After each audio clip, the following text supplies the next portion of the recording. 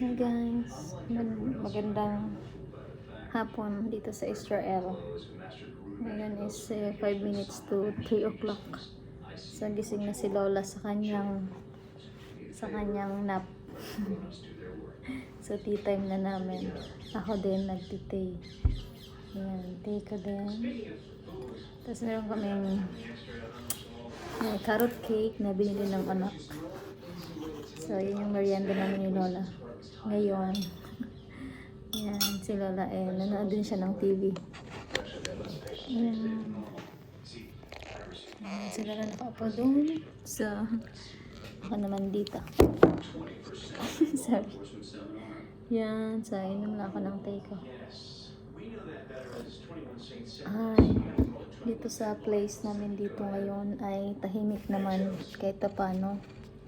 Pero ngayong araw, binomba nila ng binomba yung Tel Aviv, yung pinakasentro. Yung Tel Aviv. Tapos, yun nga, sobrang dami kanina. Pero dito naman sa place namin sa Lower Galilee, tahimik naman kahit paano. Hindi naman umabot dito yung, yung bomba. So yun, ganun nga. So kailan kaya matatapos yung gera, yung kanilang alitan sa mga bansa na nagalit sa Israel. Hindi pa nila alam kung kailan talaga yung pinaka peace talk nila. Ayun, pero kami dito tuloy pa din. Tuloy yung buhay, hindi kami nagpapastress. Dahil nga safe naman dito sa lugar na to.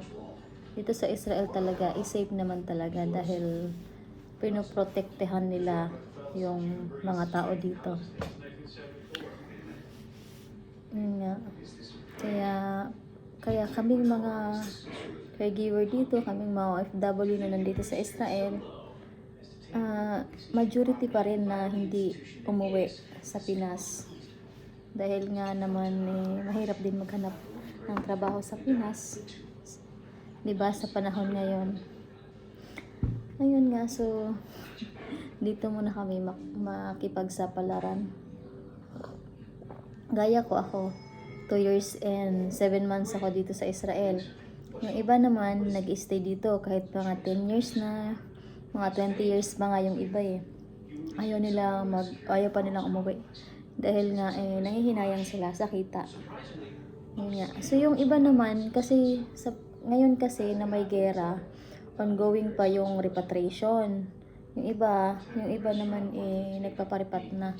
Pero hindi pa talaga yun nangangalahati sa mga Pinoy dito na nagtatrabaho. Sobrang dami pa rin mga Pinoy na gustong magstay dito sa Israel. Dahil iniisip nga nila yung mahirap sa Pilipinas, wala pang kita, walang magandang kita o trabaho pagdating doon. So yun nga. So gaya ko, nilabanan ko talaga yung takot ko kasi ako isa ako sa naging dun sa Gaza, sa may border. Isa ako sa naka-survive. Yun. Naka-survive ako doon. Tapos yun nga, kami ni Lola, nakapasok kami doon sa kwarto. Tapos habang si Lolo naman ay nasa sala, mag-isa lang siya. Nakaupo siya doon. Nanonood siya ng TV. Tapos siguro yung mga terrorist kasi pumasok na sa kibbutz, yung compound nila. Pero yung compound naman nila doon sa Nakalos ay may gate siya. Meron talaga siyang yung tawag dyan, fence. Meron silang fence talaga na may kuryente. Kaya lang nung araw na yon, nung October 7 na yon, Sabado, nawala yung kuryente dahil nga pinasabugan nila yung kung saan yung connection ng kuryente. So, yun, napasok nila yung compound. So, yun nga, yung si Lolo noon, nasa sala siya, nakaupo. nanonood siya ng TV. Tapos pero sarado yung lahat, pinto, bintana, ganyan. Pero meron blinds, may blinds doon, sinarado ko rin. Siguro nasilip or narinig kasi malakas din yung TV ni Lolo. Tapos yun, buti na lang ako nung time na yon, doon lang ako nakatayo sa may pinto. Tapos si Lola noon humiga muna sa kwarto kasi nga gusto niyang humiga. So, ayun, nung time na yon, bigla na lang nagpaputok, may pumutok galing labas. Tapos pininteriya na si Lolo doon sa kanyang upuan. So doon ko nakita kasi tanaw ko si Lolo Dito lang ako sa bandang likod niya, pero hindi ako kasi natakpan ako sa may kusina, pero kita ko si Lolo dyan nanonood ng TV, nasa may likod niya ako. Kaya yun, nung time na yun, as in, shock ako. Tapos ganyan, shock talaga. Tapos pero siguro may gumising sa akin. Yun, bigla akong natauhan. Tapos ayun nga, pumasok ako sa mamad, sa bomb shelter. Tapos si Lola kasi nandun na, kasi dun ko na siya pinahiga para hindi na siya lilipat pa pag may sirena o may bomba. So yun yung pinaka-shelter namin na safe. So dun kami, si Lola, hanggang alas 6 ng alas 10 yung nangyari yung putok, yung pagbaril nila kay Lolo. So napuntahan kami doon ng rescue is alas 6 na ng gabi. So ayun nga, ang hirap talaga mag-trust noon kasi ilang beses kaming kinatok doon sa mamad. So hindi ako nagbukas ng pinto. Pati si Lola buti na lang nakinig. Dahil nga si Lola sobrang si Lola naman nakisama din. Sabi ko sa kanya na tahimik lang tayo dito sa loob para maging safe tayo dahil nga merong masamang tao sa labas, may terrorist team, sabi ko. So nahirapan ako mag-explain kay Lola noon na ganyan, pero naintindihan niya ako. Talagang as in si Lola. Pero nung time na yun na binaril si Lolo, hindi ko sinabi sa kanya na si Lolo ay patay na nabaril siya sa labas. Dahil kung sinabi ko yon, paulit-ulit siya niyan, magtatanong, siguro hindi siya matigil, ganyan. Kasi si Lolo kasi is may makakalimutin siya, mayroon siyang mild dementia. So hindi niya natatandaan yung mga bagong pangyayari. Kaya sinabi ko sa kanya na si Lolo ay nasa kabilang kwarto. Labriyot ima. Nag-touching kasi siya. Sabi ko, God bless you. So, ayun nga, sinabi ko sa kanya na si Lolo ay safe kasama ng anak niya kasi nung time na yon, yung anak niya nasa kabilang kwarto. Nasa kabilang bahay kasi dalawa yung bahay nila. Yung bahay nila mag-asawa, tsaka isang bahay para yung mga anak niya pag pumunta doon may matutulugan. Pero yung bahay na din yun is mayroon ding safe kwarto, yung mamad, yung bomb shelter meron din. So doon din sila na nagtago. So ayun nga, hindi ko sinabi sa kanya. Nung time na yun na nangyari na binagbabaril si Lolo, hindi ako agad nakachat sa anak. So yun nga, kasi sobrang natalpa ako, hindi ako makahawak ng cellphone. Kasi sobrang nakita ko kasi yun nga kasi ang alam ko na mamamatay na rin kami nun, na kami na ang susunod kasi nakita ko na si Lolo na wala na patay na talaga siya kasi sobrang daming bala na tumama sa kanya. Doon galing labas sa may bintana galing. So piling ko nakita siya doon nung terrorist doon, siguro sinilip siya. So talagang natug ako na as in iniisip ko na katapusan ko na, ganyan, wala na, ito na yung last day ko, ganyan. Tapos iyan na, nagpipray na lang ako na kung ito yung last day ko. Yung family ko, ganyan, gubayan sila, ganyan. Kasi na dami ng tapos hindi ako nakapag-chat agad dun sa anak. Tapos nung na-rescue na kami noon, so chinat ko na yung anak. Tapos nung na-rescue na kami, sinabi ng anak sa akin na akala niya daw patay na kaming lahat kasi dinig nila sa kabilang bahay na sobrang dami yung putok. Akala niya wala na kami, pati si Lola, pati ako, kala niya So, ayun nga, dahil nga, hindi ako nakapag-chat agad. So, nung nag-chat ako, alam mo, ang sabi niya, hindi siya nag-reply kasi baka daw, terrorist yung nag-chat sa kanya. So, hindi niya ako na-reply agad. So, chat ako ng chat sa kanya. Tapos, ano niya, napagtanto niya na ako na yun. Kasi nga, sunod-sunod na yung chat ko sa kanya na ganito. Tapos, napagtanto niya na ako na yun. So, ayun nga, nag-chat siya. Sabi niya, sorry, hindi kita matawagan dahil nga, kailangan din naming tahimik dito, tumahimik, ganyan.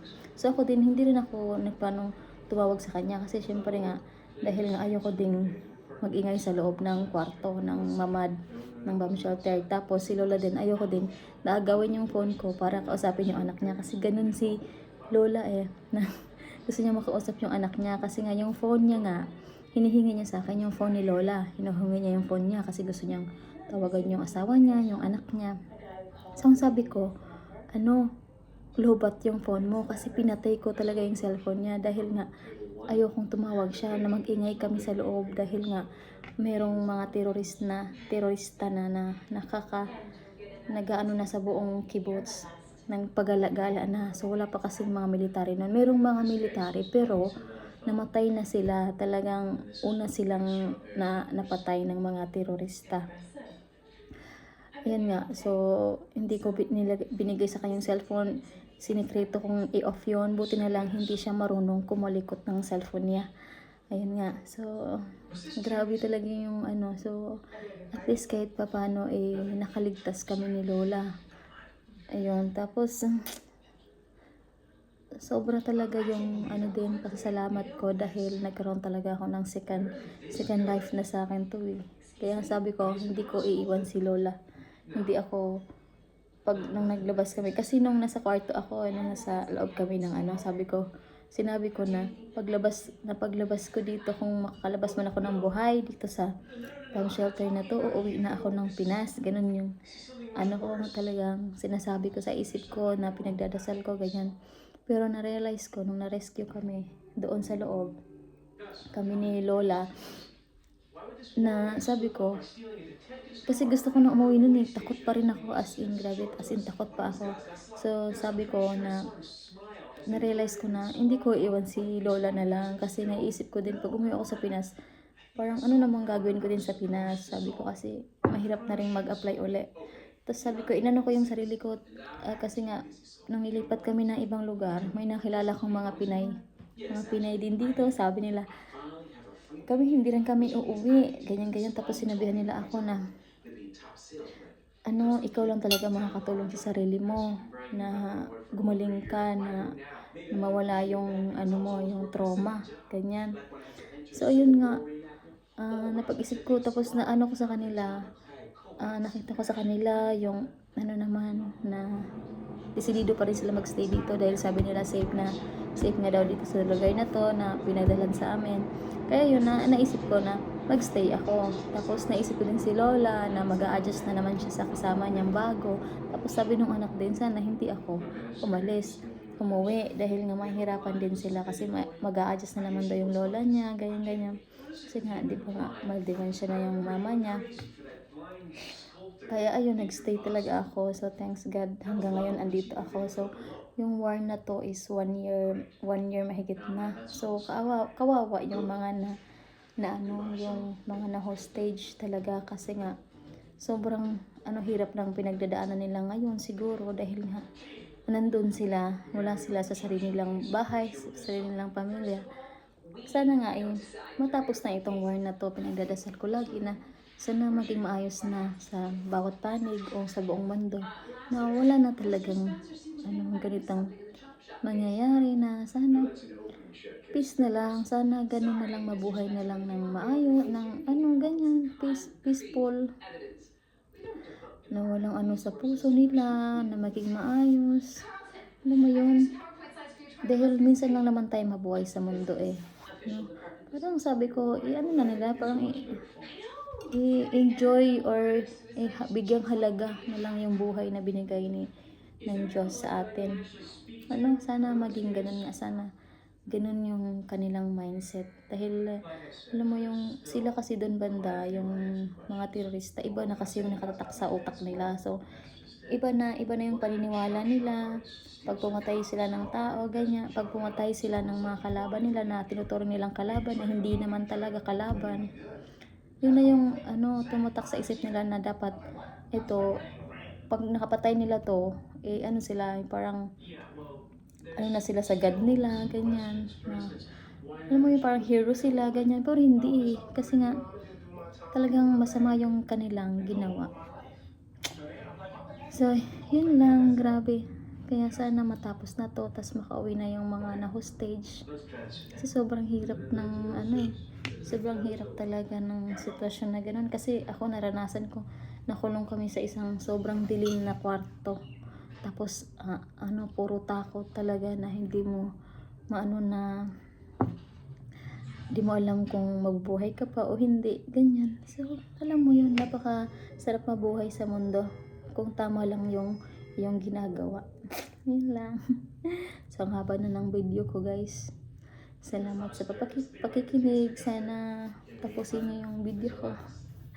Thank you. So, nag-share lang ako sa experience ko. Sana matapos na. Tob. Bye, yung Tob. Inom tayo ng tea.